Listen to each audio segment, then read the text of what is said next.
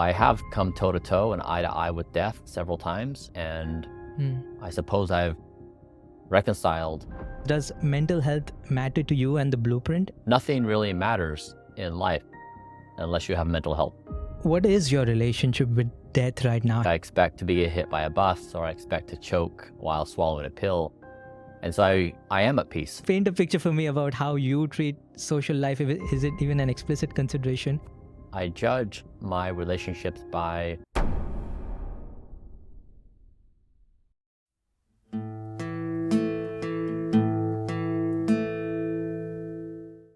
Hello and welcome to Understanding Emotions. My name is Sankalp and I'm a PhD student in psychology at the University of Oxford. Today I am speaking with Bryan Johnson. Now, if you don't know who Bryan Johnson is, then you must be living under a rock because Bryan is doing some phenomenal things and we're going to talk about some of them.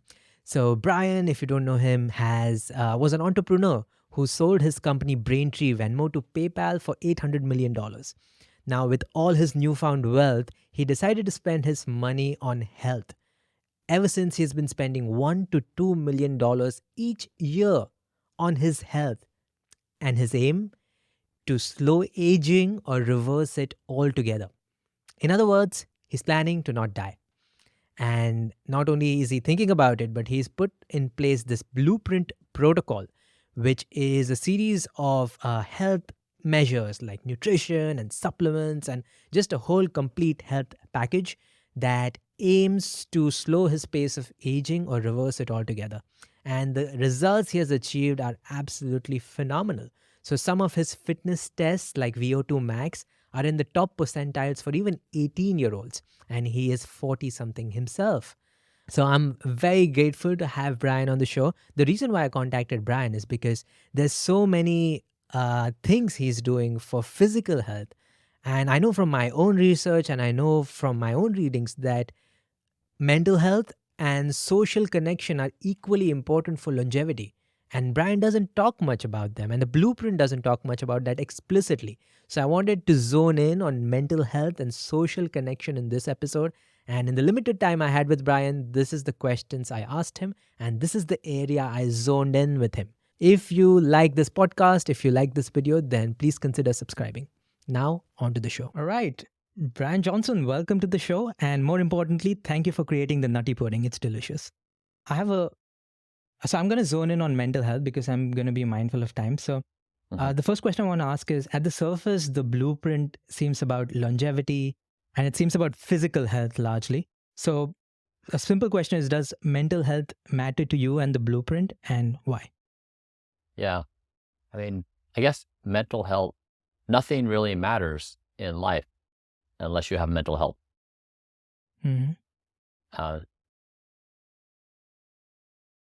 Yeah. So, I guess Blueprint, the entirety of about Blueprint is about mental health, and it's about trying to create an environment for life that makes us all want to live.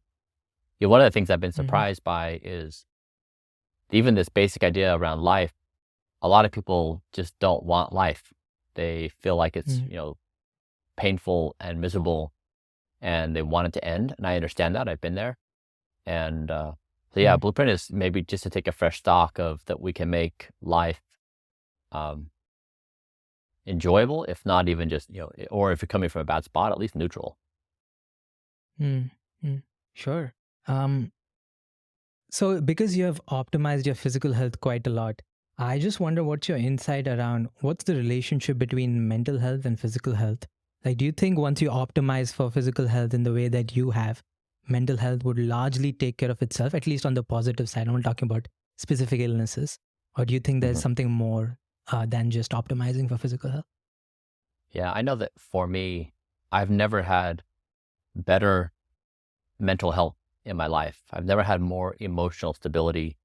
If I, for example, just try to quantify the number of negative thoughts I have about myself or life, they've never been as low to non-existent in my life. And I largely attribute that to taking care of my body, where prioritizing sleep, eating well, and exercising leads to other helpful practices like meditation, trying to be present, feeling the inclination to be kind rather than mean.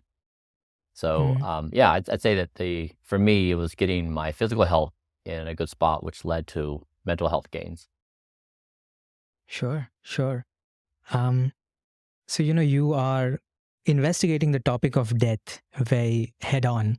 And this topic has tormented many philosophers and psychologists and you name Yeah. it. So I guess, what is your relationship with death right now, having confronted it so openly and so explicitly? And do you think we have any chance at all, given the current science, of avoiding it altogether? I think anyone who was trying to chase immortality in physical form before was doomed to fail. This is the Mm, first time in human history that one could say that and mm, be serious about it. So yes, I genuinely believe that it is a reasonable contemplation to make in this moment, that mm, even the most sober of minds could imagine that. And I think mm, I think it'd be easy to dismiss just because you say that it always has been inevitable. But if mm, you look at where we're at with artificial intelligence and its speed of improvement and our ability to engineer atoms and molecules and organisms, we have all the basic tools to do this. So it's not like mm, it's an imagination without any practical path to get there. We're actually meaningfully getting there. mm, mm. So, for me personally, at least, your story was very inspiring and it does move me into inspiration rather than pessimism. But I do see this thing that when we encounter death, one of the features of it is it endows us with gratitude and humility. Mm, And I do see a risk of, when we challenge that, we may be stepping into the anxious realm because we're bringing something that was outside our control, inside our control. So you seem pretty down to earth and kind to me. So I guess my question is, how do you avoid being frantic with bringing something outside your control inside your control? And more importantly, how do you avoid being ungrateful hmm and not being arrogant with this pursuit? Yeah. I mean, I'm fully at peace with death. Hmm. And I expect myself to die in the most ironic way possible. For example, like I expect to be hit by a bus or I expect to choke while swallowing a pill. That Hmm. that just the universe speaks in irony. And Hmm. I know that's the case and I am ready for that. And so I am at peace. So I am fighting uh, with everything I have against the inevitability of death. And I also believe I'll probably die ironically. And weirdly, that ability to maintain those two different ideals in my mind gives me peace Hmm. that I really am genuinely okay with all things. And I wasn't that way before. It took me quite some time to get Hmm. here. But, we don't have power over reality, and we're in a big Hmm. system that is not within our control. And to presume otherwise, I think leads to false expectations. And I would rather let it go and work within Hmm. that release than I would uh, maintain a false disposition about what I do control. Hmm. Hmm. Quick follow up: Has this piece come from life, from experiences, or has this piece come from the physical blueprint optimization? Yeah. Well, I mean, it probably comes from my religious upbringing, where Hmm. when you leave uh, a religious community and culture that you've been in your entire life, Hmm. you do experience death of sorts.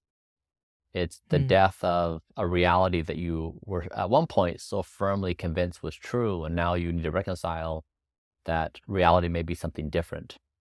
And Hmm. having gone through that death process, then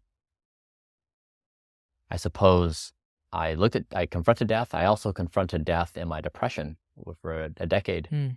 And so I have come toe to toe and eye to eye with death several times, and Mm, I suppose I've reconciled with its existence. And so I've committed to both beating it and uh, accepting it as as a omnipresent possibility. mm, sure. Changing topics a little bit, I know from my own research that social connection is extremely important for both longevity and mental health. Yeah. Um, so, I, um, so if you look at the blueprint sheet, I don't see mentions of social connection, and certainly not doses. So, I guess my question here is, paint a picture for me about how you treat social life. Is it even an explicit consideration? And I'm very curious how your family and your son takes to the blueprint. Yeah. Well, first of all, with the community I maintain, I judge my relationships by how many people can walk into my house unannounced, open up Mm, my cupboards, and get something to eat. mm, And if I have people in my life that can do that, then I feel like I'm doing well. And mm, so I try to have that familiarity. I try to have that aura of openness and welcome. And I do embrace community and friends deeply. I mean, we'll expand there with Blueprint. What I've tried to do is gain ground initially in establishing mm, credibility because mm, there are so many people who talk about health and wellness, and it's very hard to know who is legitimate and who's not. And so we've mm, tried to really establish legitimacy. Once we get that with the basics, we can expand more into community and stuff like that. So mm. we'll get there. Yep. Sure. So my last question is: a lot of people who listen to this podcast are more in the early career slash student stage of life, and there's a lot of perhaps no time for or no priority for health and mental health. So if you Mm. were to leave us in with one parting message about the importance of health and mental health, what would that be? Yeah. Um, make health your number one life priority. It's more Mm, important than school. It's more important than work. It's more important than family and friends. It's more important than your primary relationship. Your health is number one priority. It's like on the airplanes when we're told to put our mask on first before we put the mask on others. It's mm, because if you don't put the mask on first, you fall unconscious and you then can't help mm, anyone. And so, yeah, make health your number one life priority. Sleep and diet and exercise. And that's hard because the world has taught us that that we should ignore our health and wellness, and that these mm, signs are characteristics that we admire. That people who do mm, that have certain status and standing, and so it's the world is incorrect. Do not believe what the world says, and if you get these basics in place, you'll be much better. You'll be in a much better spot starting your mental health journey. It may not fix all of your mental health challenges, but it will at least give you a firm foundation to then build from there, whatever you're dealing with. All right. All right. Thanks. Thanks for joining me, Brian. Yeah, wonderful to see you.